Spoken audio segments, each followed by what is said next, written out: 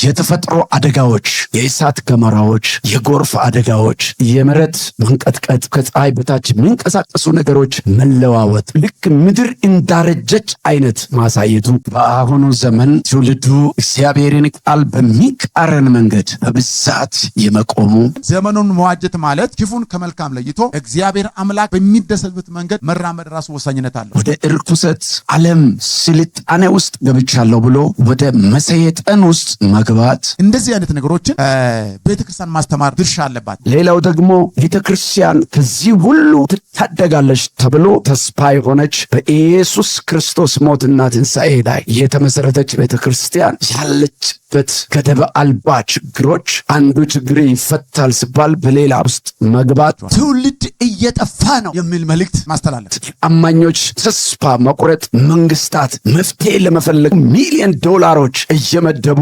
የሚያደርጉ ስብሰባዎች የዓለምን ጦርነት ማስቆም አለመቻላቸው፣ የሰላም ኮንፈረንሶች እየተደረጉ ሰላሟን ማጣት፣ መቼውም ጊዜ ይልቅ ብዙዎች በእግዚአብሔር ቃል ላይ ያመጹበት ጊዜ የአሁኑ ጊዜ ነው። እንደዚህ አይነት ጠንካራ መጽሐፍ ለመጻፍ ያነሳሳህ ምንድን ነው? እንዴት ደፍሬ ነው ይህን መጽሐፍ ይህን ርዕስ ያዘጋጀዋል? የመጽሐፍ ቅዱስን ጩኸት ነው በመጽሐፍ ያቀረብከው ማለት እንችላለን። በመጾም በቃ በመጸለይ እነዚህ ቁጣዎችን ማስቀረት አይቻልም። ሰላምና ደህንነት ነው ሲሉ ጥፋት በድንገት ይመጣባቸዋል፣ ከቶም አያመልጡም። ይህንን እውነት መናገር ግድ ነው። አንድ ከበድ ያለ ማጣሪያ እንዳለ ድምፅ አለው። አንዱ ለአንዱ እንቅፋት መሆን እየበዛ ነው ሄዱ። የመጨረሻው ዘመን ምንድነው? መች ጀመረ? ይህ ቃል እንግዲህ አሁን ያለንበት ዘመን ራሱ የመጨረሻ ዘመን ያደርገዋል። የመጨረሻው ዘመን ምን አይነት ዘመን ነው ማለት እንችላለን? የመጨረሻ ዘመን ክፋት በዚህ ነው የሚገለጠው። ብዙ ነገሮች መሰረታዊ ማንነታቸውን እየለቀቁ የሚሄዱበት ዘመን ነው ማለት እንችላለን። አሁንም ቢሆን ከጌታ የተማረ ሰው ነው የሚያመልጠው። በጣም ተስፋፍቶ ብዙ ቲንኤጀር የሆኑ ልጆችን ኪል እያደረገ ሴቶች፣ ወንዶች ትውልድ ለአገር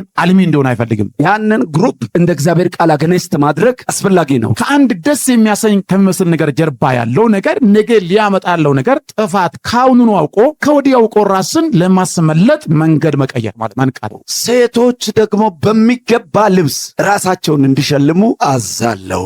እያንዳንዱ ነገር ጀርባ የጨለማው ዓለም እጅ አለ። በአሁኑ ዘመን ያለው የትውልድ ሁኔታ ትውልዱ ከእግዚአብሔር ቃል ውጭ በሆነ የህይወት አኗኗር የመግባትና የመውጣት እግዚአብሔርን ቃል በሚቃረን መንገድ በብዛት የመቆሙ ወደ እርኩሰት ወደ ዓለም ስልጣኔ ውስጥ ገብቻለሁ ብሎ ወደ መሰየጠን ውስጥ መግባት እንዲሁም የተፈጥሮ አደጋዎች በተለያዩ ዓለማት መሰማት በተለያየ ዓለማት ውስጥ የሚሰሙ ከተለምዶ ያለፉ የእሳት ገሞራዎች፣ የጎርፍ አደጋዎች፣ የተፈጥሮ አደጋዎች፣ የመሬት መንቀጥቀጥ፣ ምድር ላይ የሚከሰቱ በሰማይ በተለያዩ ፕላኔቶች እንዲሁም ደግሞ ዩኒቨርስ ውስጥ ያለው ከፀሐይ በታች የሚንቀሳቀሱ ነገሮች መለዋወጥ እና ከቦታቸው ልክ ምድር እንዳረጀች አይነት ማሳየቱ፣ ሌላው ደግሞ ቤተክርስቲያን ከዚህ ሁሉ ውስጥ ታደጋለች ተብሎ ለሕዝብ ሁሉ ተስፋ የሆነች በኢየሱስ ክርስቶስ ሞትና ትንሣኤ ላይ የተመሰረተች ቤተክርስቲያን ያለችበት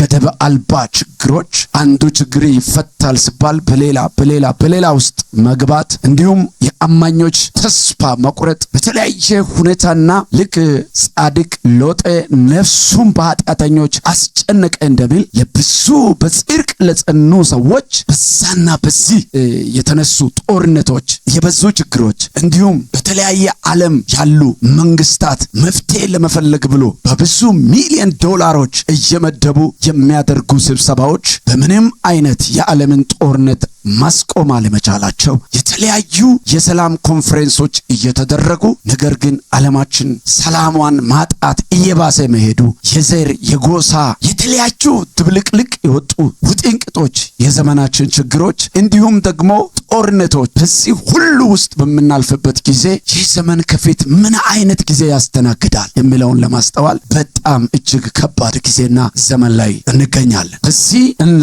የተለያዩ ይህንን ዘመን መዋጀት ያለብንባቸውን ጉዳዮች እያነሳን ዛሬ በዚህ ስቱዲዮ ከኔ ጋር ውይይት እናደርጋለን። የተከበራችሁ የዚህ ሚዲያ ተከታታዮች በያላችሁበት ሁሉ ሰላም ለእናንተ ይሁን። ቅድም እንዳነሳሁት የተለያዩ አጀንዳዎችን እያነሳን ውይይት እናደርጋለን። ለዚህ ውይይት ከ4 ጊዜ በላይ መጽሐፎችን ጽፎ ለኢትዮጵያ ቤተክርስቲያን ያበረከተው ደግሞ በአምና በጣም ድንቅ መጽሐፍ ከሚመጣው ቁጣ ለማምለጥ ዘመኑን እንዋጅ የሚል መጽሐፍ ያሳተመው ወንጌላዊ በዛብህ ባልቻ በብዙ አገልግሎቶቹ ካለፉት 20 ዓመትና ከዛ በላይ በኢትዮጵያ ውስጥ በእግዚአብሔር ፊት በጽድቅና በእውነት ሲያገለግል የቆየ ሳይፈራ ይህንን ርዕስ ደፍሮ ለዚህ ዘመን ትውልድ መልእክት መተላለፍ አለበት ብሎ በብዙ ዋጋ ክፍል በመጽሐፍ ጭምር ያስቀመጠልን ወንድማችንን ዛሬ እንደተለመደው ለውይይት እዚህ ከኔ ጋር ይገኛል። ወንጌላዊ በዛብህ እንኳን ደህና መጣ። እግዚአብሔር የተመሰገነ ይሁን። እንኳን በሰላም ቆየልኝ። እንደምን አለ? ትንሽ ሳንገናኝ እንደዚሁ መልእክት ወደ ህዝባችን ሳናመጣ ትንሽ ቆየት ብለናል። እንደ እግዚአብሔር ፈቃድ ሆኖ ደግሞ ጌታ በዛ ሁሉ መካከል ዛሬ ደግሞ በጸጋው አግዞን ሁለተኛ ደግሞ በዚህ ስቱዲዮ ላይ እግዚአብሔርን ሐሳብና ዓላማ ወደ ትውልድ እንድናደርስ ጌታ ደግሞ የኔ ድል ሰጥቶ ዛሬ ተገናኝተናል። እግዚአብሔር የተመሰገነ ይሁን። ጌታ የተመሰገነ ይሁን። አሜን። በጣም መጽሐፉን ሳነብ ራስንም እያየው ትውልዱንም እያየው ዘመኑንም እያየው ነበርና እንደዚህ አይነት ጠንካራ መጽሐፍ ለመጻፍ እንደው ያነሳሳህ ምንድነው? ምክንያቱም ብዙ ሰው የሚጠብቀው በቃ ከፊት በረከት ይመጣል፣ ከፍታ ይመጣል፣ ብልጽግና የተለያየ ነገር ነው ኤክስፔክት ያደረገ ያለው እና እየጠበቀ ባለበት ሰዓት አንተ ደግሞ ትንሽ ለየት ባለ ዳይሜንሽን ከሚመጣ ቁጣ ለማምለጥ ዘመኑን መዋጀት አለብን የሚል ትልቅ መልእክት ነው ይዘህ የመጣኸውና ይሄንን መጽሐፍ እንድትጽፍ ያነሳሳህ ነገር ምንድነው? እስቲ ሐሳብህን መጀመሪያ እንድታጋራ። ክብር ለእግዚአብሔር ይሁን። አሜን። ድምያው መጀመሪያ ላይ እየተናገርክ አንተም እንዳነሳኸው ከዚህ በፊት መጽሐፎችን ጽፌያለሁ። ከዚህ በፊት በጻፍ 2 መጽሐፎች በተለይ ኤልዛቤልን ችል አንበል በሚል የተዘጋጀ መጽሐፍ ነበረ። ያንን መጽሐፍ እንኳን ጽፌ ባቀረብኩበት ጊዜ አንዳንድ ሰዎች ይሄ በጣም ከባድ መልእክት ነው ማለት እንዴት አድርገህ ነው አንተ ይሄን ግን ደፍሬ መጻፍ ይቻልኩ አለ። በጣም ይገርሚ ያኛውን መጽሐፍ አጋጣሚ ያከፋፈልኩ ወደ ሐዋሳ አካባቢ ሄድኩና አንድ መጽሐፍ ቤት ላይ መጽሐፉን አሳይቼ ከአንድ ወንድም ጋር ያወራው እንደዚህ ያለኝ አንተ እንዴት ደፍሬ ነው ይሄን መጽሐፍ ይሄን ርዕስ ያዘጋጀኸው አለኝ። ማለት በዚህ ዘመን ደፍሮ በኤልዛቤል ላይ እርምጃ ለመውሰድ መጽሐፍ እስከ መጽሐፍ ድረስ መድረስ በጣም ከባድ ነገር ነው ብሎ ያለበት ሁሉ ትዝ ይለኛል። እና ከዚህ ጋር በጣም የሚገርም ማለት ያው ጌታ በውስጤ ላይ መጽሐፎችን እንድጽፍ ራእይ ሰጥቶ በጣም ቆይቷልና ጀመርኩ። ያው እነዚያ መጽሐፎችን የጻፍኩ አንዳንድ ርዕሶችን አዘጋጅቼ ነበር እና አንድ ቀን ሌሊት 8 ሰዓት አካባቢ ላይ ተነስቼ ተንበርክ እየጸለይኩ ነበር። እሺ እና ጌታው ምንድነው የምትለኝ ብዬ ስል እግዚአብሔር መንፈስ ይሄን ሐሳብ ወደ ውስጤ ያመጣ እና ለትውልድ ይሄ መልእክት መድረስ አለበት እና ቀጣይ ሊሆን ያለ ግዴታ የማይቀር ጉዳይ ስለሆነ ይህንን መጽሐፍ ለትውልድ መጻፍ አለብኝ ብሎ እኔ ያዘጋጀሁትን ርዕስ ሌሎች ርዕስ ሁሉ ቁጭ አድርግና ይሄን መጽሐፍ አሁን ወቅታዊ መልእክት ስለሆነ ለትውልድ ይሄ መጽሐፍ ተጽፎ መቅረብ አለበት ብሎ ጌታ ተናገረኝና በዛ ሁኔታ ነው ተነሳስቼ ይሄ መልእክት ለእግዚአብሔር ሕዝብ ለትውልድ መድረስ አለበት፣ ሕዝቡ መንቃት አለበት፣ ቤተክርስቲያን መንቃት አለባት እና መምጣቱ መገለጡ ለማይቀርበት ጉዳይ እኛ መፍራት የለብንም። ሸፋፍነን መቀመጥ የለብንም። ክርስቶስ ኢየሱስ እኮ ተናግሯል እና ከዚህ አንፃር ነው ውስጤ ላይ የጌታ መንፈስ ባመጣው መልእክት ምክንያት ነው ይሄን መጽሐፍ ለመጻፍ የተነሳሁት። በጣም የሚገርም ነው። መጽሐፍ ቅዱስ በተለያዩ ቦታዎች ላይ ስለ ዘመን ይናገራል እና ደግሞ ዘመኑ ውስጥ ስለሚመጣው ነገርም በሚገርም ሁኔታ ይናገራል። ለምሳሌ አንዱ ሐዋርያው ጴጥሮስ በዚያ ምዕራፍ 2 ሐዋርያ ሥራ ምዕራፍ 2 ላይ የተሰበሰበውን ኮንግሪጌሽን ወይም የመጡ ሰዎችን 3000 ሰዎች ወደ ጌታ በተጨመሩበት ቦታ ከሚመጣው በዘመኑ ውስጥ ከሚገለጠው ቁጣ ታምልጡ ዘንድ ንስሐ እንድትገቡ ይላል። ዮሐንስም ደግሞ ከሚመጣው ቁጣ እንድታመልጡ ማን መከራችሁ ይላል። ማን መክሯችሁ ነው የመጣችሁት ይላል። ኢየሱስ ክርስቶስ ደግሞ ዘመኑን የማትመረምሩት እንዴት ሆናችሁ ነው ይላል። በብሉይ ኪዳን ደግሞ በጣም የሚገርም ዘመኑን የሚያውቁ ጥበበኞች የተባሉ ሰዎች አሉ። የይሳኮር ልጆች 200 ነበሩ። ዘመኑን የሚያውቁ ዘመኑን የሚመረምሩ ዘመኑን የሚረዱ ይሄ ዘመን ምን አይነት ዘመን ነው የሚለውን ነገር የሚያውቁ ሰዎች አሉ እና በትክክል ይሄንን መጽሐፍ ሳነበው መጽሐፍ ቅዱስ አንስቶ ያለፈው የመጽሐፍ ቅዱስን ጩኸት ነው በመጽሐፍ ያቀረብከው ማለት እንችላለን። እውነት ነው። ምክንያቱም በእግዚአብሔር ቃል ውስጥ ያሉ ስለ መጨረሻው ዘመን የሚናገሩ ኢየሱስ ራሱ አስጠንቅቆ አስረግጦ የተናገራቸው ስለ መጨረሻው ዘመን የተጻፉ መልእክቶች አሉ። ሐዋርያው ጳውሎስ ተናገረው አለ፣ ሐዋርያው ጴጥሮስ ተናገረው አለ። የተለያዩ አይነት መጽሐፍ ራሱ ስለ መጨረሻው ዘመን ተናግሯል። ብሉይ ኪዳን ላይ ራሱ ይህንን ዘመን የሚያመለክት ብዙ መልእክቶች አሉ። ምክንያቱም ይህንን ሐሳብ እያየን ምናልባት ሰዎችን ለማስደሰት የሰዎችን ልብ ሞቅ ለማድረግ ደግሞ የራሳችን የመሰለ ነገር የተናገርን ይሄን ነገር ደፍነ ማለፍ አንችልም። ምክንያቱም ኢየሱስ እስከተናገረ ድረስ እንደው ማቴዎስ ወንጌል 24ኛው ምዕራፍ ስናነብ ቁጣ ይህ ሊሆን ግድ ነው ያለው፣ ይህ ሊሆን ግድ ነው ብሎ ያለው ነገር ማስቀረት አይቻልም። ለምሳሌ በመጾም በቃ በመጸለይ እነዚህ ቁጣዎችን ማስቀረት አይቻልም። እኛ ግን ከዚያ ቁጣ ለማምለጥ ሊሆን ግድ ነው ኢየሱስ ካለው ቁጣ ለማምለጥ ማድረግ ያለብን ነገር ቢኖር ሐዋርያው ጳውሎስም በኤፌሶን መልእክት ምዕራፍ 5 ላይ በኋላ እናነሳለን እና ግልጽ አድርጎ ከተናገረ ከዚያ ቁጣ ለማምለጥ እኛ ማድረግ ያለብን ነገር በግዴታም ይሄን ነገር መግለጥ አለብን እንጂ ሸፍነን ማለፍ አይቻልም። እና የመጽሐፉን ጩኸት ነው ቅድም እንዳልከው በእርግጠኝነት የኢየሱስ ክርስቶስ የልቡ ሐሳብ የልቡ ጩኸት ነው። አሁን ያለበት ትውልድ የሚሄደው ሌላ የሚሰበከው ሌላ እየሆነ ያለው ነገር ሌላ ነው። ምክንያቱም አሁን ትውልድን በማታለል በመሸወድ ከፊት ለፊት ሰላም ይመጣል፣ ደህንነት ይሆናል፣ ምንም ችግር የለም፣ ብልጽግና ይመጣል። አዎ ብልጽግና ጥሩ እኮ ነው፣ ሰላም ጥሩ እኮ ነው። ነገር ግን ሊሆን ግድ ነው ከተባለው ጥፋት ሊሆን ግድ ነው ብሎ ኢየሱስ ክርስቶስ ከተናገረው ጥፋት ለማምለጥ ትውልዱ መንቃት እንዳለበት ዘመኑን መዋጀት እንዳለበት ይህን ነገር አስረግጠን የመጽሐፍ ቅዱስን ጩኸት መናገር ግዴታ ስለሆነብን ነው። አሁን ዛሬም እንኳን ቢሆን በዚህ ሚዲያ በኩልም ለትውልድ እንዲደርስ ብለን ወስነን ተነሳን። በጣም የሚገርም ነው።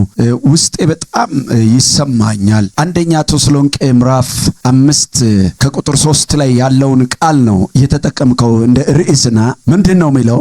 ሰላምና ደህንነት ነው ሲሉ ይላል። ሰላምና ደህንነት ነው ሲሉ ጥፋት በድንገት ይመጣባቸዋል ከቶም አያመልጡም ይላል። አዎ እዛ ቦታ ላይ አስገራሚ ነው። ሰላምና ደህንነት ነው ስሉ ጥፋት በድንገት ይመጣባቸዋል እና ምጥ እርጉዝን እንደሚይዛት ይላል። እዛ ቦታ ላይ ራሱ ኖሄ ሙሉ ሐሳቡን ስታነብ እንደ ኖሄ ዘመን ይሆናል ብሎ ጌታ ኢየሱስን ተናግሯል። ስለዚህ ሰላምና ደህንነት ነው ስሉ በቃ ይሄ ዛሬ ማንኛው ስራ ላይ ሰው ተሰማርቶ ማንኛው እንቅስቃሴ ያደረገ በቃ በሰላም ነግቷል፣ ችግር የለም፣ ፀሐይ ወጥቷል፣ በእያንዳንዱ እንቅስቃሴያችን ጀምር ብሎ ሰው ወደ ተለያየ ቦታ እየተንቀሳቀሰ ምንም የሚመጣ ነገር የለም፣ ምንም የሚፈጠር ነገር የለም፣ በቃ እንደ ትላንትናው ነው እንደምናውቀው ነው እያለ ነው። ድንገት ይነጋል ይመሻል እያለ እና ይሄ ቀን እንደሚገለጥ ጥፋት እንደመጣ የተረጋገጠ ቃል ስለሆነ ይህንን እውነት መናገር ግድ ነው ብለው በጣም የሚገርም ነው። ቤተክርስቲያን አሁን ባለችበት ሁኔታ ውስጥ ሆና የኢየሱስ ክርስቶስን ምጽአት ማፋጠን የምትችል አይመስለኝም። ሌላ ደግሞ ቤተክርስቲያን በተላላቅ ቻሌንጆች ውስጥ ነው የመጣችው፣ በተላላቅ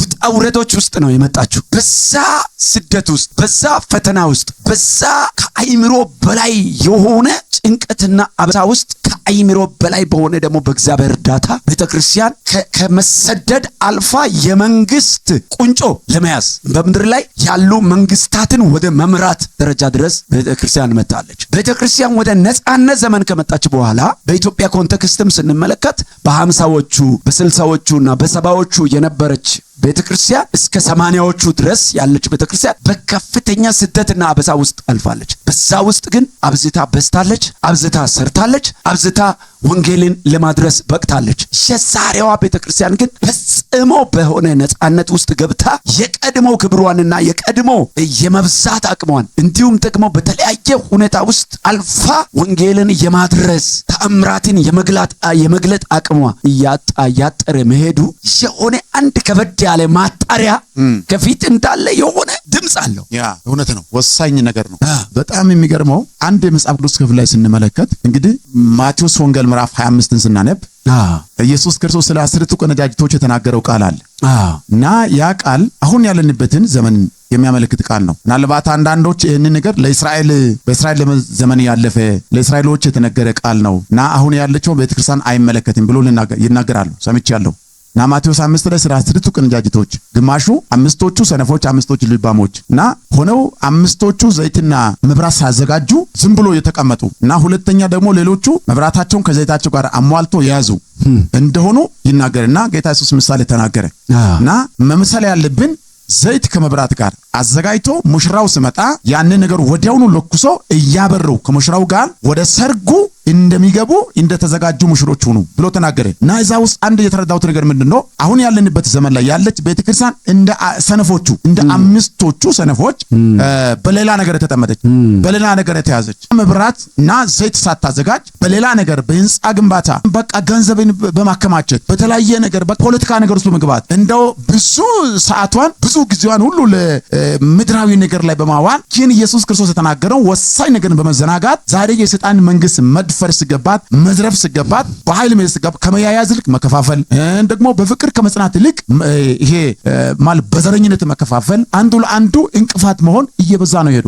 ምን ያመለክታል እንግዲህ? ምን አለ ጌታ ኢየሱስ ክርስቶስ እዛ ቦታ ላይ አንድ ነገር ተናገረ። ሙሽራው በዘገየ ጊዜ ሁሉም እንቅልፍ አላቸውና ተኙ ይላል። እንግዲህ የሚገርመው ነገር ለምሳሌ እስራኤሎች መተኛታቸውን የሚያወራ ወይም የሚተረጉሙ ሰዎች አሉ። ነገር ግን የሚገርማቸው ነገር ሙሽራው ኢየሱስ ነው። አሁን ሊመጣ ነው። ሙሽራውን እየጠበቀች ስላለች ቤተክርስቲያን ነው።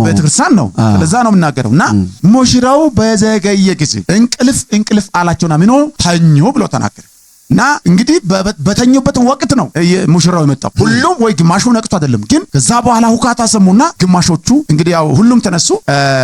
መብራትና ዘይት ያዘጋጁት የራሳቸውን ዘይት መብራት ላይ ጨምሮ ለኮሱ። ከዛ በኋላ እያበሩ ሲነሱ ሌሎቹ ለኛ ስጡን ብሎ እዛ እነሱ መለመን ሲጀምሩ ለኛና ለናንተ ባይበቃስ ይልቁንስ ወደሚሸጡት ሄዳችሁ ለናንተ ግዙ ብሎ ባለው ጊዜ ሰነፎቹ ሊገዙ ተሯሩጠው ሄደው ከሰፈር ከመንደር አግኝተው ገና አስመጡ። እንግዲህ ሙሽራው ጋር ተዘጋጅቶ ነበሩ። ወደ ሰርግ ገቡ ይላል።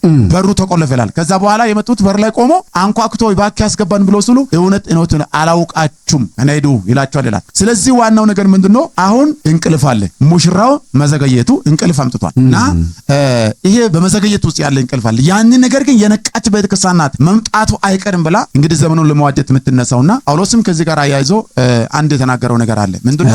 ኤፌሶን መልእክት ምዕራፍ 5 የዚህ መጽሐፍ ዋና መነሻ የሆነ ሐሳብ አለ። እና እዛ ቦታ ላይ ምን አለ? ኤፌሶን መልእክት ምዕራፍ 5 ቁጥር 14 ላይ አንተ የምትተኛ ንቃ ከሙታንም ተነሳ ክርስቶስም ያበራልሃል ይላል።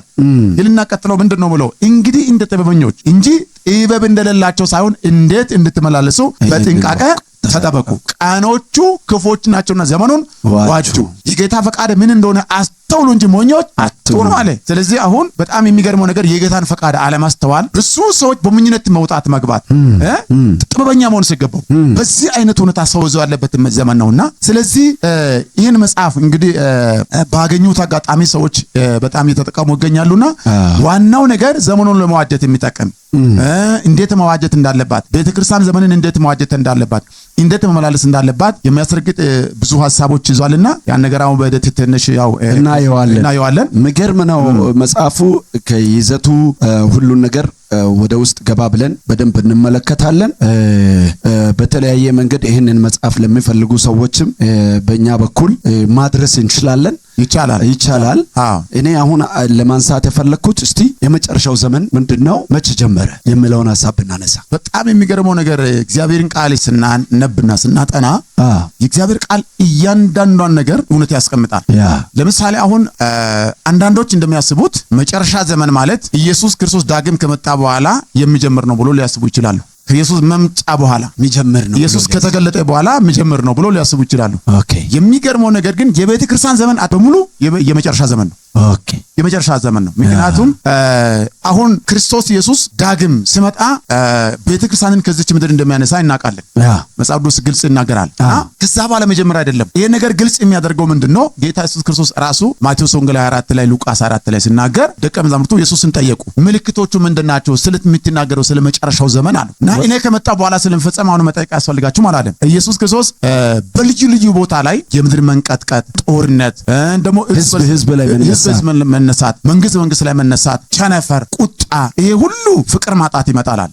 ስለዚህ ይሄ ሁሉ የመጨረሻው ዘመን ምጥጣር መጀመሪያ ነው። ይሄ ቃል እንግዲህ አሁን ያለንበት ዘመን ራሱ የመጨረሻ ዘመን ያደርገዋል። ምክንያቱም ከዚህ በኋላ ገና የሚመጣ አይደለም እና አሁን በዚህ ዘመን ብዙ ነገሮች የተከሰቱ ስላሉ ይሄንን ጊዜ ራሱ የመጨረሻው ዘመን ማለት የቤተክርስቲያን ዘመን ብለን መውሰድ እንችላለን። በጣም ጥሩ። አሁን እኔ ከዚሁ ጋር ያይዤ ማንሳት የምፈልገው የመጨረሻው ዘመን ምን አይነት ዘመን ነው የሚለውን ነገር መጽሐፍ ቅዱስ ያነሳቸው ነጥቦች አሉ። ለምሳሌ አሁን ሁለተኛ ጢሞቴዎስ ምዕራፍ 3 ላይ የሚመጣው ዘመን ይሄ የመጨረሻው ዘመን አስጨናቂ ዘመን ነው ብሎ ይናገራል እንጂ አስጨናቂ ዘመን እንደሚመጣ የመጨረሻው ዘመን ምን አይነት ዘመን ነው ማለት እንችላለን? ሐሳቡን በግልጽ አንስተሃል። እንግዲህ በእርግጠኝነት የሚታወቅ ነገር ነው እና አሁን ቅድም ባነሳው ክፍል ላይ ምንድነው ጳውሎስ ራሱ ክፍሉን ሲጠቅስ የነገረው በግልጽ አድርጎ አስቀመጠው ነገር በመጨረሻው ቀን ይላል። በመጨረሻው ቀን የሚያስጨንቅ ዘመን እንዲመጣ ይንወቅ። የዘመኑ አስጨናቂነት ደግሞ ከምን ጀምራል? ሰዎች ክፎች በመሆናቸው እና ሰዎች ራሳቸውን የሚወዱ ገንዘብን የሚወዱ ትምክተኞች፣ ትዕቢተኞች፣ ተሳዳቢዎች ደግሞ እርቅን የማይሰሙ የማያመሰግኑ ልጆች ለወላጆቻቸው የማይገዙ ደግሞ ከዛ ቀጥሎ አንድ መጨረሻ ላይ እንደው ሲደመድም ያነሳው ሐሳብ ምንድነው? የአምልኮ መልክ አላቸው ኃይሉን ግን ክደዋል ብሎ እስክናገር ድረስ የመጨረሻ ዘመን ክፋት በዚህ ነው የሚገለጠው። እኔ በራሴ በኩል የመጨረሻ ዘመን ክፉ የሚያደርገው ራሱ ንፋሱ፣ ደመናው ደግሞ ይሄ እያንዳንዱ የሰኞ ማክሰኞ ሮብ አይደለም። ያ አይደለም። ዋናው የመጨረሻ ዘመንን ክፉ የሚያደርገው የሰው ክፋት ነው። ግልጽ አስቀምጧል ጳውሎስ። ሰዎች ብሎ ነው ጀመረው። ይሄ ከታች የተዘረዘሩትን ሁሉ የሚፈጽመው የሰው ልጅ ነው። የዘመኑ ክፋት እየባሰ የሚገለጠው እየባሰ የሚሄደው በሰዎች ክፋት ማኒፌስቴሽን ወዩ በሰዎች ክፋት በኩል ነው። በሰዎች ክፋት ነው። አሁን ከሰው የተነሳ ነው ምድር ላይ ሰው ክፋት ሁሉ ይጨመረ ያለው። ወንድ ሆኖ ያለ ወደ ሴትነት መቀየሩ ሴት ሆና ያለች ወንድነት ወደ ወንድ መቀየሯ ይሄ የሰው የመጨረሻ ዘመንን በጣም ክፋትነቱን እየጨመረ እንደሄደ የሚያሳይ ነው። ስለዚህ የመጨረሻው ዘመን ማለት ዘሆል የቤተክርስቲያን ዘመን ቢሆንም ከዛ ቀጥሎ ደግሞ ያ ዘመን ምን አይነት ዘመን ነው ብለህ ስንወስደው ደግሞ አስጨናቂ ዘመን ነው። አስጨናቂ ዘመን ብዙ ነገሮች መሰረታዊ ማንነታቸውን እየለቀቁ የሚሄዱበት ዘመን ነው ማለት እንችላለን። በትክክል እንግዲህ ከቀን ወደ ቀን ነገሮችን ሁሉ ለማስተካከል ብሎ በጣም ብዙ ጥረት ያደርጋሉ። መንግስታት ጥረት ያደርጋሉ፣ የሃይማኖት ተቋማት ጥረት ያደርጋሉ፣ ብዙ ነገሮች ላይ ሙከራ ያደርጋሉ። ነገር ግን ያመልጥባቸዋል። በምንም አይነት አምር መስመር ሊይዝባቸው አልቻለም። የሚገርመው ነገር በዚህ ያስተካከልን ስሉ በዚህ ያመልጥባቸዋል። ለምን? የተነገረው ነገር ግልጽ ስለሆነ የተጻፈው ሐሰተኛ ትምህርቶች፣ ሐሰተኛ አስተማሪዎች እየጨመሩ መዳቸው ራሱ እሱና ያለን እዚህ መጽሐፍ ቅዱስ ውስጥ በሰፊው ተቀምጧልና መጽሐፍ ውስጥ አለና ምንድነው ይሄ ሁሉ የመጨረሻ ዘመን ክፋትነትን እየጨመረ እንደሚሄድ የሚያረጋግጥ ነው። በጣም የሚገርም ነው። አንድ ድሮ በነበርኩ ስራዬ ኮርስ እንወስዳለን ማለት መምህርነት ኮርስ ስትወስድ ትምህርት መማር የሚባለው ሐሳብ ምንድነው ይላል። መማር ማለት ምንድነው ብሎ ጥያቄ ያነሳና መማር ማለት ወደ ፖዚቲቭ ማደግ ነው ይላል። ወደ ፖዚቲቭ ማደግ ነው። ግሮውስ ቱ ፖዚቲቭ ኢምፓክት ይላል። ወደ መልካም ተጽዕኖ፣ ወደ በጎ ተጽዕኖ፣ ዓለምን በበጎ ወደ መቀየር፣ ዓለምን ወደ መቅረጽ፣ ትውልድን ወደ መቅረጽ፣ አእምሮን ፈጠራ ወዳለበት ይሄ ምንድነው ክሬቲቪቲ ወደ ፖዚቲቭ ማለት ነው። በቃ ሁሉ ጊዜ toward to positive ካልሆነ ሰውየው አልተማረም ይላል። አሁን አንተ ለምሳሌ አንድ ሰውዬን በዓለም ላይ ከፍተኛ ለውጥ እንዲያመጣ አስተማርክ ልበል። ከዛ ሰውየው ቦምብ ፈጥሮ መጣ ብለህ ብትል ይሄ ሰውዬ ምንድነው? አጥፊ ነገር ነው ይዞ የመጣው። ስለዚህ አልተማረም። ወደ ፖዚቲቭ ወደ መልካም ነገር አላደገም። ቢያንስ ሚሊዮኖችን የሚጠቅም ነገር ይዞ ከመጣ ኢንተሌክቹዋል ማለት የተማረ ነው፣ ምሁር ነው። ምክንያቱም ማህበረሰቡን የሚጠቅም አገርን የሚጠቅም ራሱንም የሚጠቅም ነገር ይዞ መጥቷል ትላል። ይሄ ሰውዬ ይዞ የመጣው ነገር አጥፊ ነገር ከሆነ ግን አልተማረም ብሎ ነው ትምህርት የሚለው ሐሳብ የሚተረጉመው።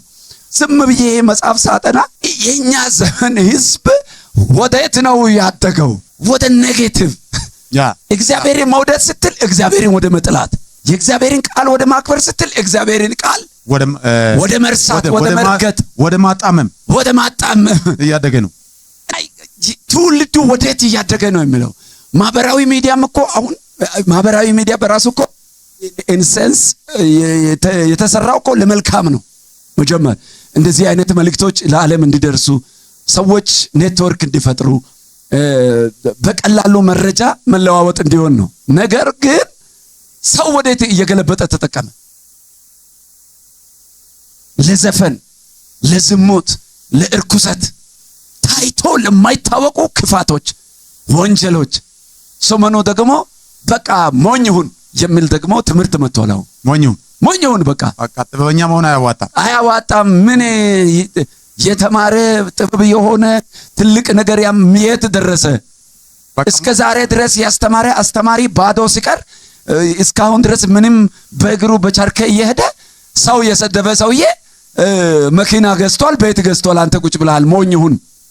ምን ትምህርት መጥቷል? አሁን ዘመኑ ወዴት ነው? ሰው ልጅ ክፋቱ የሚገለጠው በሰው በኩል ነው የሚለው ሐሳብ ቅድም ስላነሳ መጽሐፉ ላይ እና በጣም ይገርማል። አሁን ቅድም እንግዲህ ሰዎች ትምህርትን ለምን ይማራሉ በሚለው ሐሳብ ላይ ስታነሳ እንኳን በጣም ወሳኝ ነገር ነው። የሚገርመው ነገር ይሄን ሳስብ ለምሳሌ በጣም የተማሩ ሰዎች የተባሉ ሰዎች ናቸው ዛሬ ብዙ ነገሮችን እያበላሹ ያሉት።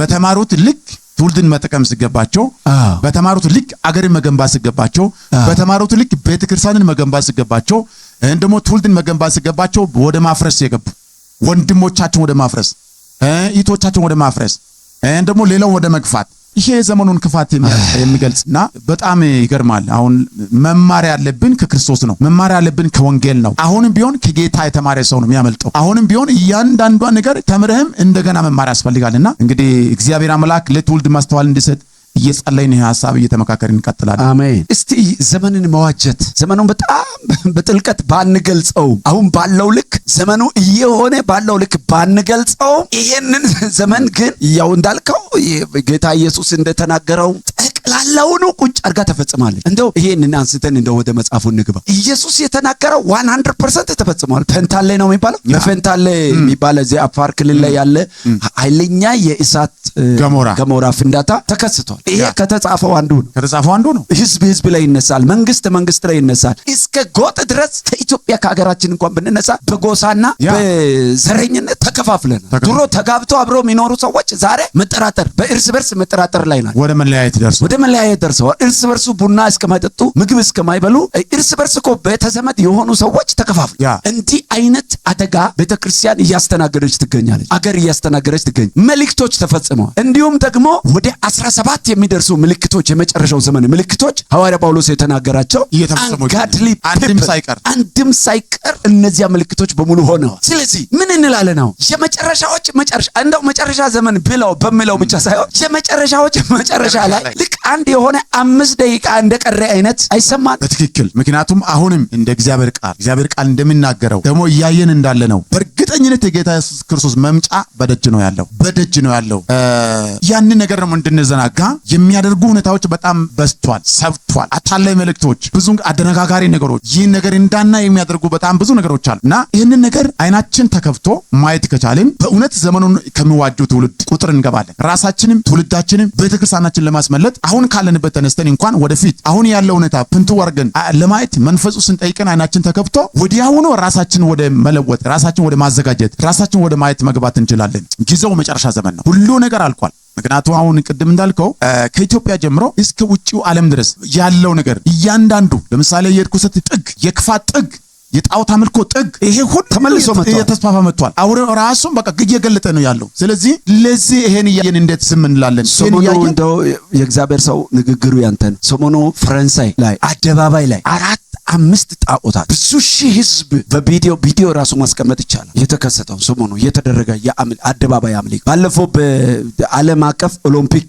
ፕሮግራም ላይ ጌታ ኢየሱስ ክርስቶስንና ደቀ መዛሙርት ላይ በመሳለቅ መላው ዓለም ላይ የሚገኙ ክርስቲያኖች ላይ በመሳለቅ በአደባባይ ፈረንሳይ ላይ የተደረገው ይታወቃል። ግልጽ ነው። የጣዖት አምልኮ እንደገና ማንሰራራት ከውጭ ዓለም ከነጮች ጀምሮ ማለት በአሜሪካ በካናዳ የቀሩ የጣዖት አምልኮች እንደገና መምጣት በየደጁ እያንዳንዱ ሰው ለራሱ ጣዖት ወደ ማስቀመጥ መምጣት በኢትዮጵያ ላይ የከሰሙ የጠፉ የባህል አምልኮች እንደገና መምጣት እንደገና መንሰራራት በቤተ ክርስቲያን ወንጌል ስራና የእግዚአብሔር መንግስት ዘላለም አጀንዳ ላይ ከፍተኛ የሆነ ምስጢራዊ ጥቃት እያደረገ ያለበት ጊዜ ላይ በትክክል ሐሳቡን ስላነሳ ነው የእግዚአብሔር ሰው። ያ እውነት ነው ይሄ። ምክንያቱም አሁን ይሄ ነገር እኮ የሚታይ እውነት ነው፣ የተገለጠ እውነት ነው። ያን ነገር ግን እያየን እኛ አማኞች ስቀን ያው እንግዲህ ጊዜው ያመጣው ነገር እኮ ነው እያለን ዝም እንዳንል ነው ዘመኑን መዋጀት ያለብን። እንዴት ዘመኑን መዋጀት ማለት ደግሞ እንዴት ነው የሚለው ሐሳብ ከመጽሐፉ ያየን ስለምንሄድ በጣም ጥሩ። እስቲ እንግዲህ እግዚአብሔር መንፈስ ቅዱስ ላንተ ሰጥቶ በጣም በሚገርም ሁኔታ ይሄ መጽሐፍ በቃ ክሽን ብሎ ለማንበብም አመቺ በሆነ መንገድ በ8 ምዕራፎች ቀርቧል እና እነዚህ 8ቱ ምዕራፍ መጨረሻ ላይ ስለ ታላቁ መከራ ነው የምናገረው፣ ስለሚመጣው መከራ ነው የምናገረውና እስቲ መጀመሪያ ስትጀምር የተነሳው ዘመኑን መዋጀት በሚል ሐሳብ ነውና ዘመኑን መዋጀት የሚለውን ሐሳብ እስቲ በደንብ ዘመኑ ይሄ ነው እንግዲህ አንደኛ ያለንበት አስጨናቂ ዘመን ነው። ይሄ ዘመን እንዴት እንዋጀዋለን? በምን መንገድ እንዋጀዋለን? እስቲ ዘመንን መዋጀት የሚለውን ሐሳብ ደግሞ ንገረን። ሐሳቡ ለአንዳንዶች ግር ልል ይችላል፣ ግን ግልጽ የሆነ ትርጉም አለ። ዘመኑን መዋጀት ማለት ዘመኑን የራስ ማድረግ፣ በዘመኑ ከመነዳት ይልቅ ዘመኑን የራስ ማድረግ፣ በዘመኑ መካከል ደግሞ የእግዚአብሔርን ፈቃድ እያደረጉ የእግዚአብሔርን ሐሳብ እያገለገሉ ለእግዚአብሔር ፈቃድ እየተገዙ የእግዚአብሔርን ፈቃድ እየፈጸሙ መመላለስ ማለት ነው። መዋጀት ማለት ዘመኑን የራስ ማድረግ። ሁለተኛው ሐሳብ ደግሞ በጣም በሚገርም ሁኔታ ዘመኑን መዋጀት ማለት መንቃት ማለት ነው። መንቃት በቃ አንዳንድ ሰው ካልነቃ የሚገርመው ነገር እግዚአብሔር ደስ የማይሰኝበት ነገር ላይ ጊዜውን ሊያጠፋ ይችላል። ዘመኑን መዋጀት ወሳኝ ነገር ነውና ይህን ሐሳብ የነሳነሳ ውስጥ ላይ ጌታ መንፈስ የሰጣቸው ብዙ መልእክቶች አሉና ምንድነው? አንደኛው ዘመኑን መዋጀት ማለት እንደ እግዚአብሔር ፈቃድ መመላለስ ማለት ነው። እንደ እግዚአብሔር ፈቃድ መመላለስ ጳውሎስም ሲጠቅስ ምንድነው ያለው? 5ኛው ምዕራፍ ላይ ኤፌሶን ላይ ስናነብ እንደ እግዚአብሔር ፈቃድ ጥበበኞች ሆናችሁ ይላል። እንግዲህ ጥበብ እንደሌላቸው ሳይሆን እንዴት እንድትመላለሱ በጥንቃቄ ተጠበቁ። ጥበብ እንደሌላቸው ሳይሆናል። እንግዲህ በጥበብ መመላለስ ወሳኝነት አለው። ጥበብ የትኛው ጥበብ ነው? የትምህርት ጥበብ አይደለም። ደግሞ ምድራዊ ዕውቀትን ሁሉ ያን ነገር የተጠቀሙ በዛ መንገድ ራስን ለማስመለጥ መስራት አይደለም። ዋናው ነገር ከመንፈስ ቅዱስ ዓለም ከእግዚአብሔር ቃል ዓለም የሚመነጩ እነዚያ እውነተኛ ጥበቦችን በመጠቀም በዚህ ዘመን መካከል እንደ ጥበበኞች መመላለስ እና ስለ እባብ ራሱ ስናነሳ የእባብ ነገር በጣም ይገርማል። ጌታ ኢየሱስ ክርስቶስ እንደ ምሳሌ ጠቅሷል። እንግዲህ አለ እኔ እንደ በጎች በተኩላዎች መካከል እልካችኋለሁ፣ እናንተ እንደ እባብ ልባሞች እንደ እርግብ ዋዎች ሁኑ አለ። እባብ ራሱን ለማዳን የሚገርመው ነገር በጥበብ የሚደርሰው የለም። እባብ እዚህ ያለ ለሰው ላይ ታይ ይችላል። ጥበብ ነው ይሄ። ስለዚህ ለዓለም ራሳችን ከማጋለጥ፣ ለጨለማ ራሳችን ከማጋለጥ፣ ለርኩሰት ራሳችን ከማጋለጥ፣ ራሳችን ግን በመሸፈን ለእግዚአብሔር ፈቃድ በመገዛት ራሳችን ለማዳን ጥበበኞች መሆን። የሚመጣው ነገር ሁሉ እኛ የምንቀበለው አይደለም። የሚመጣው ሁሉ እኛ የምንለብሰው አይደለም። የሚከፈተው ሁሉ እኛ የምንገባበት በር አይደለም። የሚመጣው ሁሉ እኛ ሆይ ሆይ ብለን እጅ የምናጨበጭበት አይደለም። እያንዳንዱ ጉዳይ ላይ ጥበብን መጠቀም እግዚአብሔር መንፈስ በሚመራው መንገድ እየሄድን ራሳችን ለማዳን በጥበብ መመላለስ ማለት ነው። ሁለተኛው ሐሳብ እንደ እግዚአብሔር ቃል መመላለስ። እንግዲህ አሁን በዚህ ባለንበት ዘመን ብዙ ለእግዚአብሔር ቃል ስፍራ የተሰጠ ያለ አይመስልኝም። በጣም ለእግዚአብሔር ቃል ያለውን ስፍራ ጊዜ ሰዎች በጣም እያጣቡ ይገኛል። እንግዲህ ዘመኑን ለመዋጀት ራሳችን ለእግዚአብሔር ፈቃድ እስካስገዛን ድረስ ምንም ከባድ ነገር አይደለም። ትልቁ ነገር ዘመኑን እንዋጅ ብለን ስንል እኮ ተራራ ተሸከም አይደለም፣ ድንጋይ ተሸከም አይደለም። ዋናው ትልቁ ነገር ወደ ቃሉ በመመለስ እንደ ጥበበኞች በመመላለስ የእግዚአብሔርን ፈቃድ በማድረግ ደግሞ ለእግዚአብሔር እንደሚገባ ክብርን በመስጠት መኖር ማለት ነው ባጭሩ ማለት ነው። በመግቢያው ሐሳብ አንድ በጣም ልቤን የሚነካ አንድ አረፍተ ነገር እዚህ መጽሐፍ ላይ ሳነብ ያገኘሁትን ላንብብልህና እንደው አጠር አድርገህ ትሰጠናለህ ሐሳብ። ልብን የሚያዋልል ለስጋ ደስታን የሚሰጥ ነገር ስሙን ቀይሮ ጨለማ ብርሃን ቢል፣ አደንዛዥና የሚያፌዝ ሆኖ እያለ እርካታ ነኝ ብል፣ ገዳይ ሆኖ እያለ ሕይወት ሰጪ ነኝ ብል፣ ዘመኑን በመዋጀት የሚመላለሱ አይታለሉም። ምን ማለት? በጣም ግልጽ የሆነ ሐሳብ ነው። አሁን ባለንበት ዘመን እንግዲህ በጣም የሚገርመው ይህንን ነገር ስታነሳ አንድ ነገር ልቤ ላይ ይመጣል። ጌታ ኢየሱስ ክርስቶስ እንግዲህ እንደዚህ አለ። ዮሐንስ ምዕራፍ 8 ቁጥር 44 ላይ ሰይጣን አለ እሱ ከጥንት ጀምሮ ነፍሰ ገዳይ ነው አለ። ውሸትን ሲናገር ከራሱ ይናገራል፣ እሱ የውሸት ሁሉ አባት ነው አለ።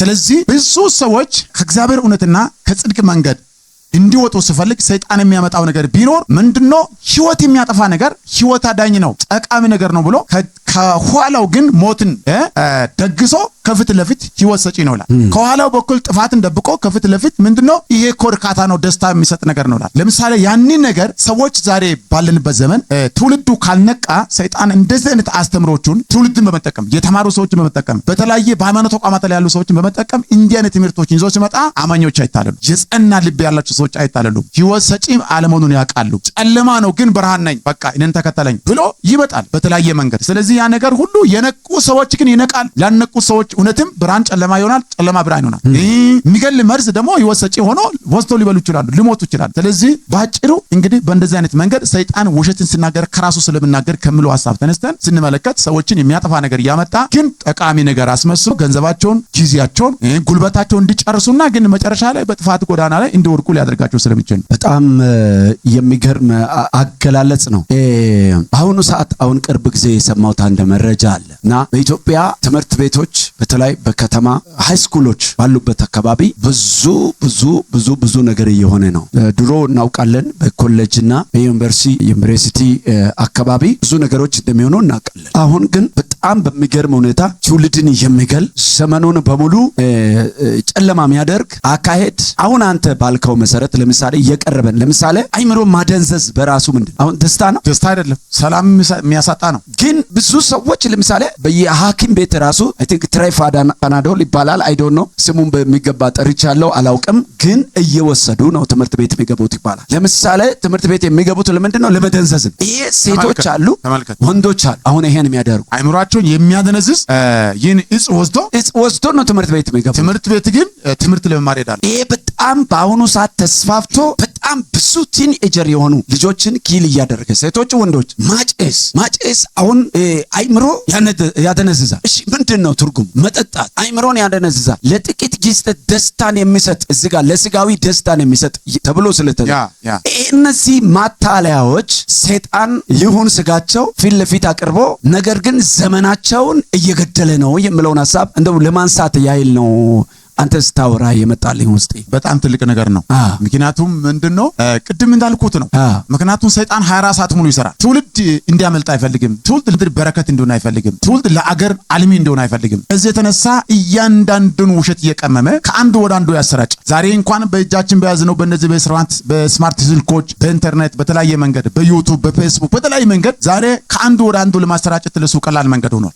ስለዚህ አንዱ ከአንዱ የተማረውን ይሄ ቆይ ሕይወት ሰጪ ነው፣ ይሄ ቆይ ለነገ ለእድሜ ለዘመኔ የሚጠቅም ነገር ነው ብሎ ሳይመረምር የሚመጣው ነገር ሁሉ ወደ ተግባር ለመቀየር በድርጊት በቃ ለመሞከር በቃ እስቲ እንደዚህ ነው ይባላል፣ እንደዚህ ተብሏል፣ እንደዚህ የሚባል ነገር መጥቷል፣ እያንዳንዱ ቀን ይለጠፋል። ስለዚህ የሚጠቅም ነገር ነው ወይ ይሄ ነገር ሕይወትን የሚያለመልም ነገር ነው ወይ ሳይመረምር እሱ እኮ ነው በቃ ሳይመረምር ይሄ ነገር ሳይፈትሽ ትውልዱ እየተጠቀመ ወደ ጥፋት ውስጥ እየገባ ይገኛልና ስለዚህ በዚህ አንጻር እያንዳንዱ ትውልድ መንቃት አለበት ራሱን ለማዳን ባጭሩ ማለት ነው። መንቃት የሚለው ሐሳብ በጣም ብዙ ሰዎች የሚጠቀሙበት ቋንቋ ነውና እንደ እግዚአብሔር ቃል መንቃት ምንድን ነው? ምክንያቱም ቃል በጣም ወሳኝ ቃል ነው። ለምሳሌ አሁን የአዲሱ ዓለም አሰራር ይባላል፣ የአዲሱ ዓለም ሃይማኖት ይባላል። ስለ መንቃት ነው የሚያወራው። አሁን አንተ እንደ እግዚአብሔር ቃል የምትኖር ሰው ከሆንክ ያልነቃ ነው ይላል።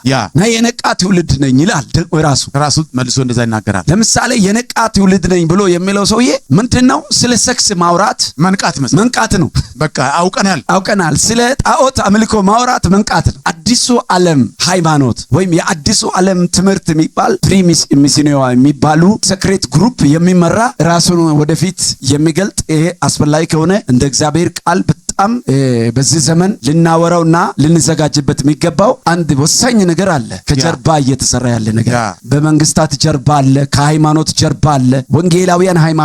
ወንጌላውያን ቤተ እምነቶችን ጭምር በመላው ዓለም እየተፈታተነ ያለ ራሱን የቻለ አንድ ግሩፕ አለ። ያንን ግሩፕ እንደ እግዚአብሔር ቃል አገነስት ማድረግ አስፈላጊ ነው። ግን ይህንን መንቃት የሚለውን ሐሳብ እንደ እግዚአብሔር ቃል እስቲ ሐሳብ ሰተንበት እንለፍ ለማለት ፈልጌ። በጣም ወሳኝ ጥያቄ ነው። የሚገርም ነገር መንቃት ማለት አሁን ለምሳሌ መጽሐፍ ቅዱስ ላይ አንደኛ ጴጥሮስ መልእክት ምዕራፍ 5 ላይ ደግሞ ወደ ቁጥር 7 አካባቢ ላይ እንደዚህ ይላል፣ ንቁ በመጠን ኑሩ፣ ንቁ ባለጋራችሁ ዲያብሎስ የሚወጣውን ፈልጎ እንደሚያገሳ አንበሳ ይዞራልና ይላል።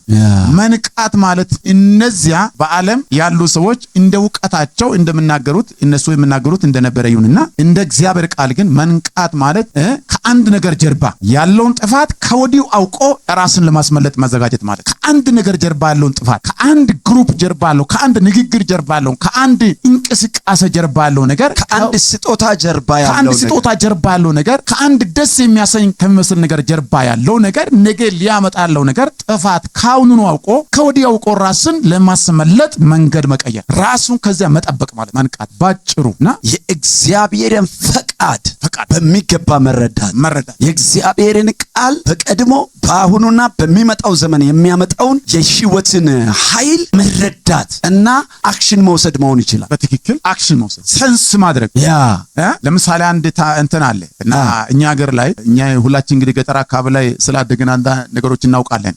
ለምሳሌ ነብር አለ።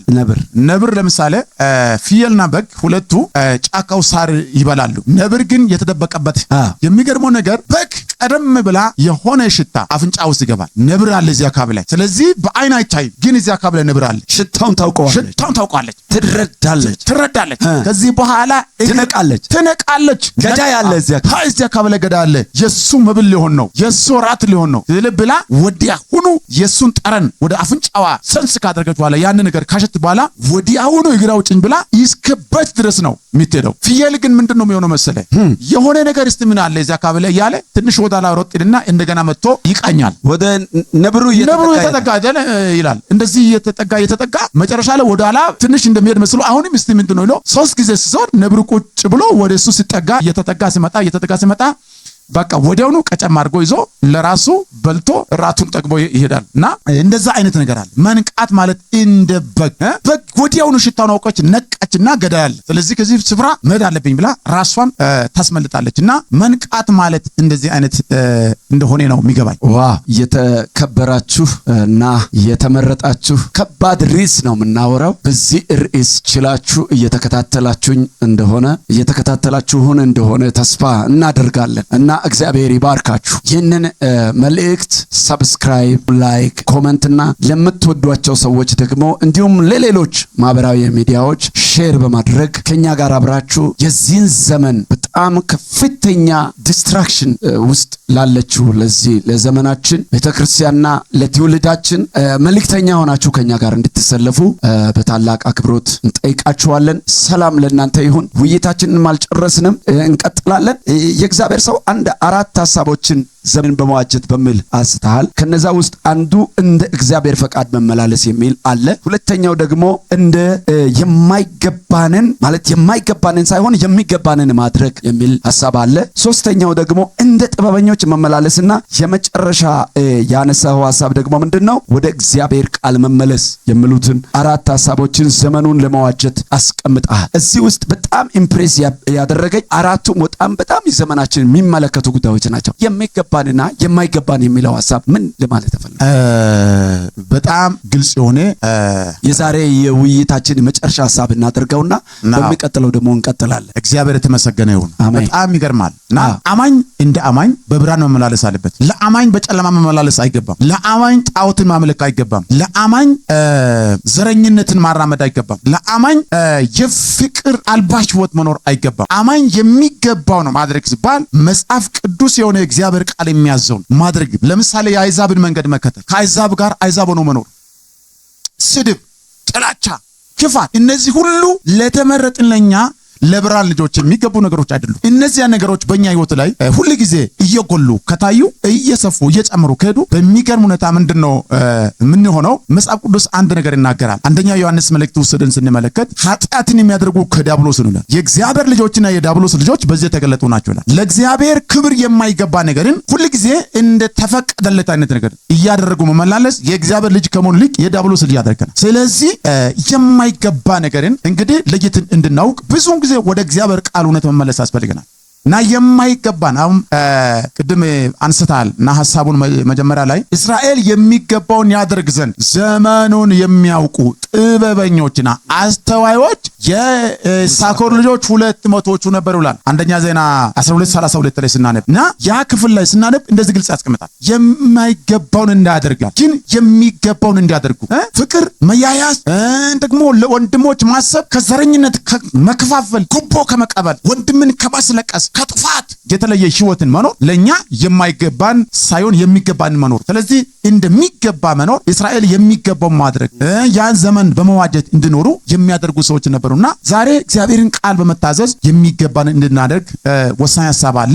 በዚህ ላይ ጨምሬ መናገር ፈልጎ ይህን መጽሐፍ በተለያዩ ቦታዎች ላይ አሰራጭቻለሁ እና ዋጋ ከፍዬ ማለት ነው። ጌታ በየመጽሐፍ ማከፋፈል አስቀምጥ አላለኝም። ከብዙ አብያተ ክርስቲያናት ጋር በመተባበር ወደ ተለያዩ ቦታዎች ላይ እየተንቀሳቀስኩ ይህን ከሚመጣው ቁጣ ለማምለጥ ዘመኑን እንዋጅ የሚለውን ሐሳብ የያዘ መጽሐፍ በብዙ ኢትዮጵያ ክልሎች ላይ አሰራጭቻለሁ። ገዝታችሁ በእጃችሁ መጽሐፉ ያለ ሰዎች እንደገና እንድታነቡ አበረታታችኋለሁ። እንግዲህ ይህንን ነገር ሙሉ በሙሉ በዚህ ገልጸን መጨረስ ባንችልም ግን መጽሐፉ ባለበት እንግዲህ ጌታ ከረዳን ደግሞ ማንበብ ለሚፈልጉ ሰዎችም እናደርሳችኋለን። በእኛ በኩል በዚህ ሚዲያ በኩል መጽሐፉ ማግኘት ይቻላል እና የሚገባንን ማድረግ ወሳኝነት ያለውና ቅድም እንዳነሳሁት እንደ እግዚአብሔር ፈቃድ የሆነ ሐሳብን እንደ እግዚአብሔር ፈቃድ የሆነ አካሄድ እግዚአብሔር ደስ የሚያሰኝ አካሄድ ዘመኑን የሚመጥን አካሄድ ቤተክርስቲያንን የሚመጥን አካሄድ በመስቀል ላይ ኢየሱስ ክርስቶስ ያፈሰሰውን ደም የሚመጥን አካሄድ ሁሉ የሚገባን አካሄድ ነው። ባጭሩ እንደዚህ አይነት ነገሮችን መናገር ይቻላል። በጣም የሚገርም ነው። አንድ ሐሳብ እንደው ከዚህ ጋር ገናኝተን የተለያዩ ሐሳቦችን ማንሳት ይችላል። በጣም አወያይ አጀንዳ ነው። አንደኛ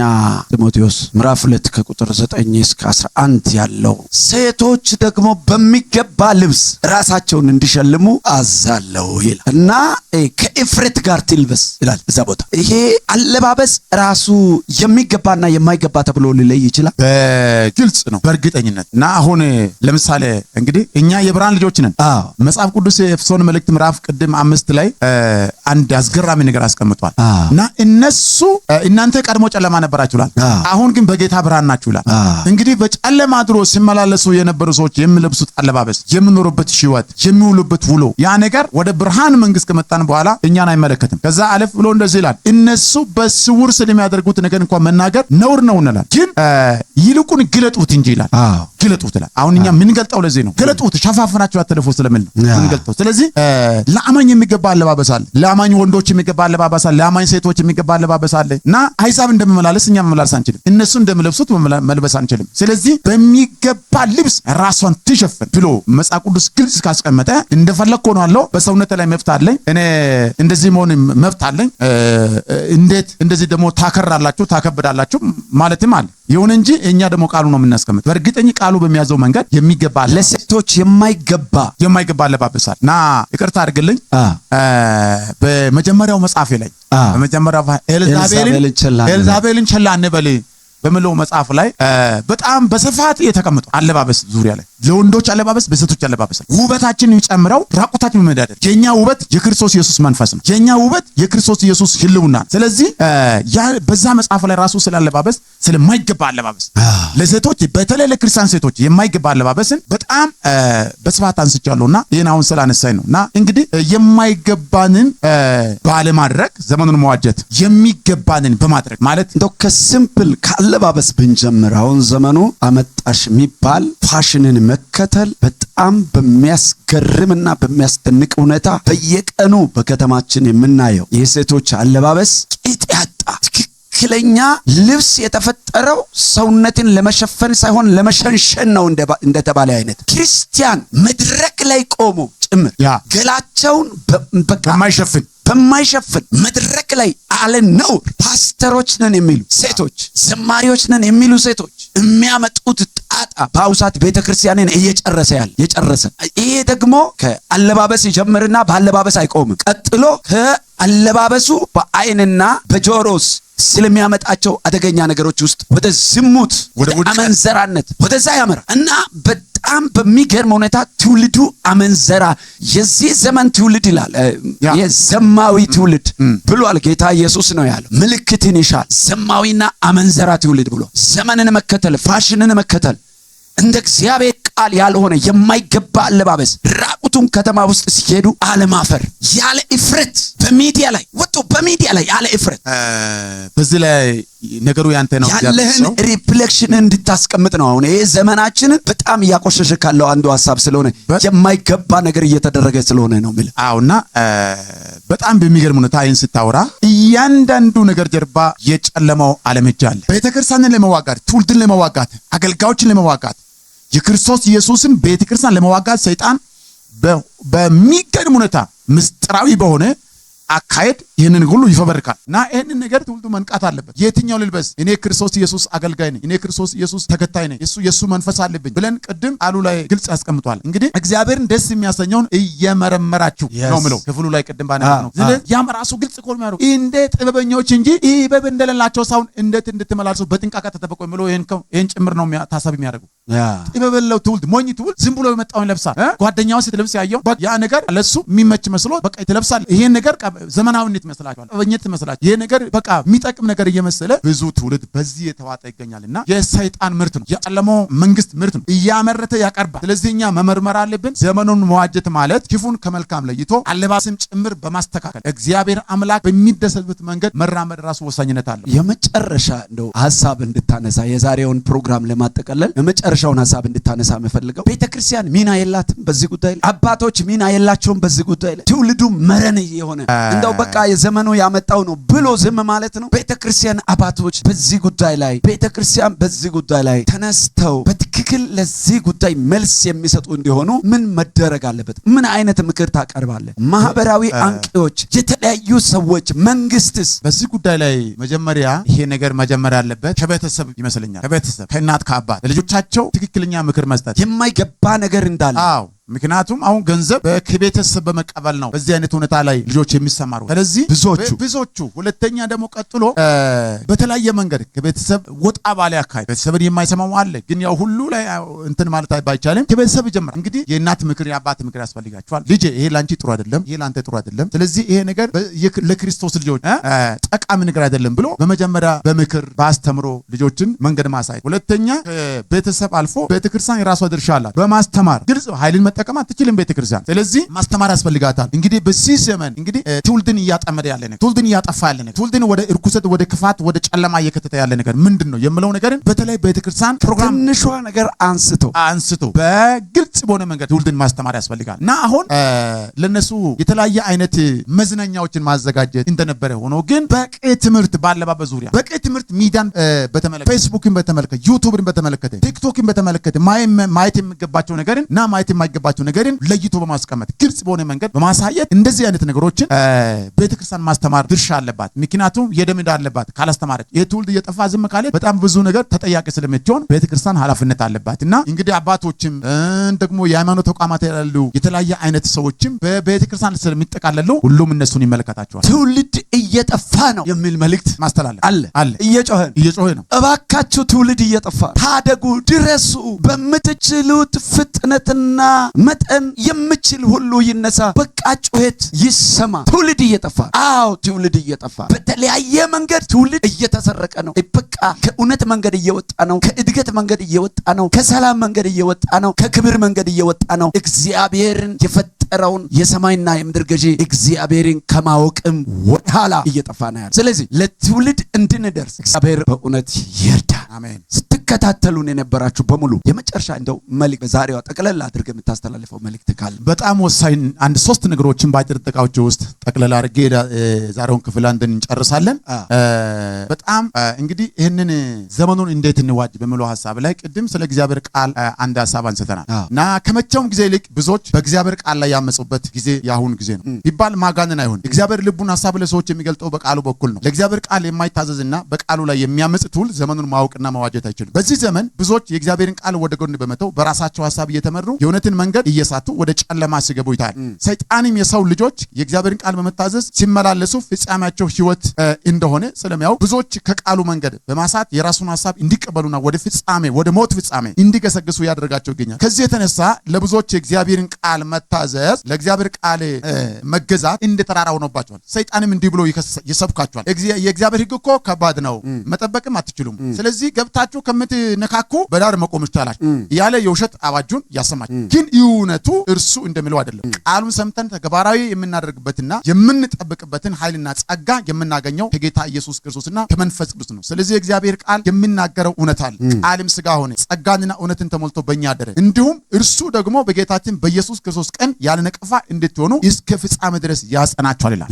እግዚአብሔር ቃል ወደ ጎን መተው አያስፈልግም። ለእግዚአብሔር ቃል ጊዜ እንስጥ። በቤተሰብ ደረጃ እናት አባት ልጆች ለእግዚአብሔር ቃል ጊዜ ስጡ። ከእግዚአብሔር ቃል ጋር ጊዜ አሳልፉ። በቤታችሁ ያለው በእናት እጅ በአባት እጅ በወንድም እጅ በልጆች እጅ ያለውን 4 5 ቤተሰብ በአንድ ቤተሰብ ውስጥ ቢኖሩ በእጃቸው ያለውን 5ቱ ሞባይል ሁሉም በተለያየ ስብከት በሰይጣን ስብከት በተለያየ አጥፊ መልእክት የተሞላ ነውና ስለዚህ ወደ እግዚአብሔር ቃል በመመለስ ስልካችሁን አስቀምጡና የእግዚአብሔርን ቃል ጊዜ ስጡ። ከቃሉ ጋር ተነጋገሩ። ቤታችሁ ይድናል፣ ትተርፋላችሁ። ከሚመጣው ቁጣ የምናመልጥበትን መንገድ የመጀመሪያው ወደ እግዚአብሔር ቃል እንመለስ። ቤተክርስቲያን ወደ ቃሉ መመለስ አለባት። ትውልድ ወደ እግዚአብሔር ቃል መመለስ አለባት። ሁለተኛ ሐሳብ ስለ ጸሎት ነው። እግዚአብሔር ሰው እና ዘመኑን ከምንዋጅበት አንዱ ደግሞ ትልቁ አቅም የሚሆነው ጸሎት ነው። ወሳኝነት አለው ጸሎት።